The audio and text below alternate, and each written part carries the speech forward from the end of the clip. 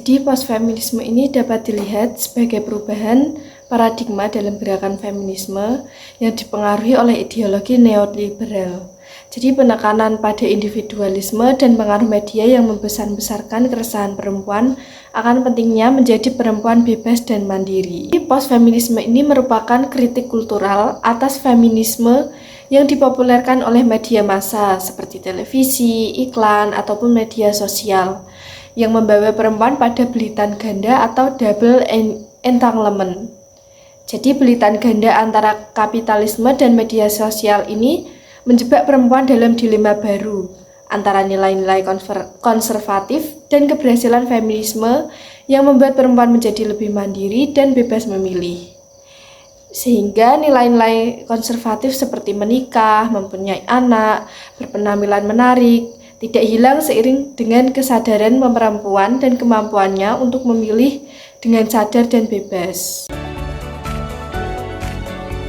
Pertama itu ada artikulasi feminitas seperti lipstik, sepatu yang tinggi, berdandan glamor, bukanlah hal yang berseberangan dengan kekuasaan perempuan.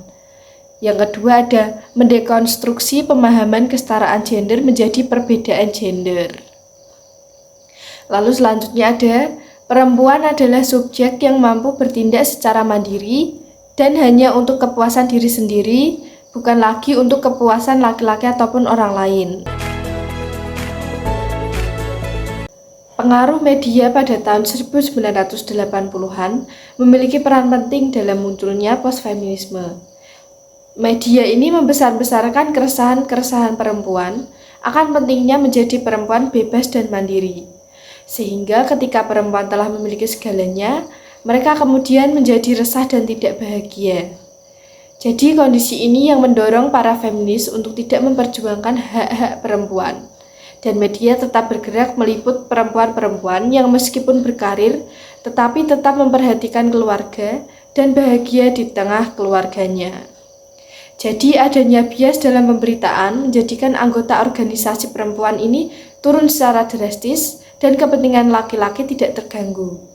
Sehingga media dinilai memainkan peran penting dalam menolak pemikiran arus utama itu dan mengedepankan istilah postfeminisme.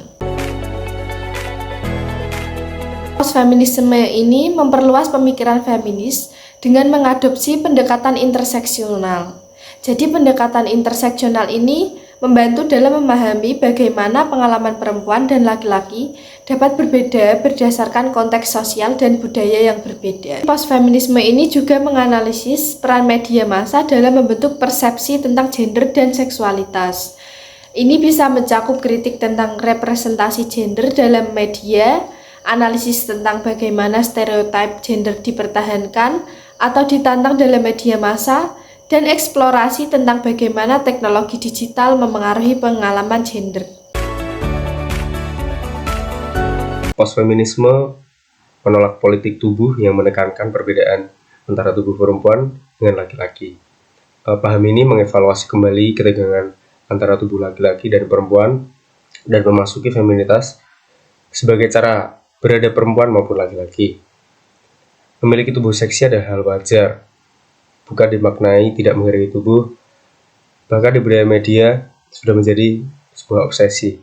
Obsesi tubuh ini terlihat mendominasi di acara program seperti televisi, termasuk di dalam iklan-iklan. Kritik postfeminisme terhadap feminis gelombang kedua berfokus pada penindasan patriarki dan imperialis yang dialami oleh semua perempuan. Kritik ini menentang asumsi-asumsi hegemonik yang dipegang feminisme, terutama feminisme gelombang kedua, yang sering dianggap sebagai penyamaran pengalaman perempuan kulit berwarna dengan pengalaman perempuan kulit putih. Kritik postfeminisme juga menekankan pergeseran konseptual di dalam feminisme. Dari debat sekitar persamaan ke debat yang berfokus pada perbedaan. Ia mengekspresikan persimpangan feminisme dengan postmodernisme, postkulturalisme, dan postkolonialisme yang mempresentasikan suatu gerakan dinamis yang menentang kaum modernis, patriarki, serta imperialis. citra perempuan dalam media massa kita kaitkan dengan teori postfeminisme ini. Postfeminisme sebagai gerakan yang mengkritik dan memperbaiki feminisme, menyoroti bagaimana citra perempuan dalam media massa dapat dipahami dan dianalisis.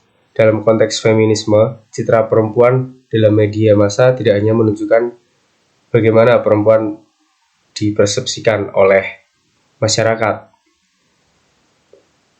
tapi juga bagaimana media massa membangun dan mempertahankan citra tersebut. Dalam beberapa kajian, postfeminisme menunjukkan bahwa citra perempuan dalam media massa seringkali menunjukkan stereotip dan bias gender yang menghambat kemajuan perempuan. Postfeminisme juga menyoroti bagaimana media massa membangun citra perempuan melalui representasi yang terbatas dan stereotip. Dalam beberapa kajian, postfeminisme menunjukkan bahwa media massa seringkali mempromosikan citra perempuan yang terbatas dan stereotip serta kecantikan, kebersihan untuk tujuan mempromosikan konsumenisme dan patriarki. Postfeminisme juga menunjukkan bagaimana media massa membangun citra perempuan melalui persepsi yang lebih kompleks dan multidimensional. Misalnya, dalam beberapa penelitian, postfeminisme menunjukkan bahwa media massa dapat membangun citra perempuan yang lebih positif dan beragam, seperti perempuan yang berkuasa, berdaya tarik, dan independen untuk tujuan mempromosikan kemajuan perempuan dan kesetaraan gender. Dalam sintetis, postfeminisme ini menyoroti bagaimana citra perempuan dalam media massa dapat dipahami dan dianalisis. Dalam beberapa kajian, postfeminisme menunjukkan bahwa citra perempuan dalam media massa seringkali menunjukkan stereotip dan bias gender yang menghambat kemajuan perempuan. Namun, dapat juga membangun citra perempuan yang lebih kompleks dan multidimensional untuk tujuan mempromosikan kemajuan perempuan dan kesetaraan gender.